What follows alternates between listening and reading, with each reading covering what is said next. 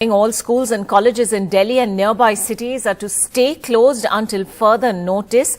That direction, one of several, comes as the National Capital Region battles a toxic smog that has blanketed it since Diwali. Educational institutions are likely to return to online classes as were held during the COVID lockdown. A 9-page order issued by the Air Pollution Panel, the CAQM, has asked NCR state governments, that's Delhi, Haryana, Rajasthan and UP, to allow 50% of staff to work from home until the 21st of November. Private firms are also being encouraged to follow this model.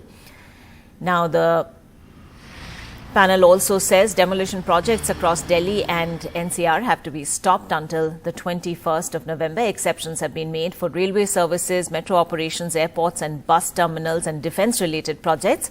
The order calls for heavy penalty on persons and organizations who are responsible for stacking construction materials or waste on roads. Several thermal power plants have also been shut down and trucks will not be able to enter the national capital.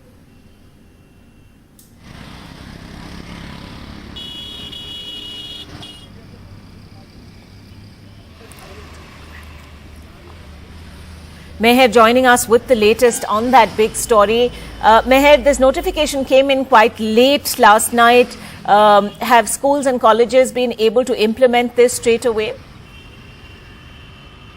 So, Ankita, yes, there were some major changes discussed in this order. No trucks will be allowed in Delhi for the until the 21st of November, and all thermal plants will not be allowed to function. Out of 11, only 5 will function. So this may actually impact our air quality significantly, but of course, this was very late. The changes will take some time to actually be implemented. It came at around 12 or 1 a.m. last night, and